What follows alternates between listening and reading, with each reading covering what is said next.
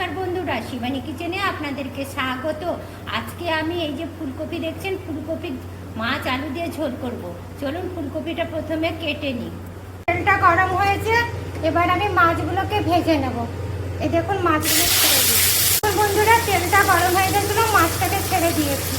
বন্ধুরা এক পাশটা হয়ে গেছে, এবার এটাকে উল্টে দিচ্ছি। বন্ধুরা তেলটা গরম হয়ে গেছে, এবারে ফুলকপিটা তেলে ভেজে নেব। একটুখানি লবণ দিয়ে দিলাম, হলুদ দিয়ে দিলাম, এটাকে একটু নেড়ে নেব।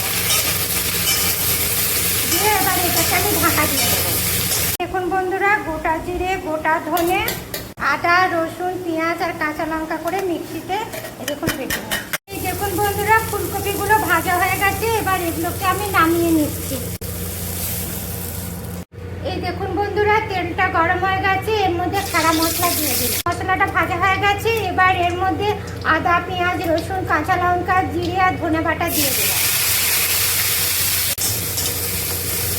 কপিতে লবণ দিয়েছি, মাছেও লবণ দিয়ে ভেজেছি, একটুখানি লবণ দিব মশলাটার মতো। এবার এই দেখুন হলুদ দিয়ে দিলাম।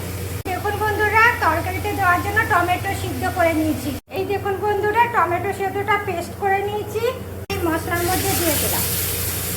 মশলাটা কষা হয়ে গেছে, এবার এর মধ্যে এটা দিয়ে দিলাম।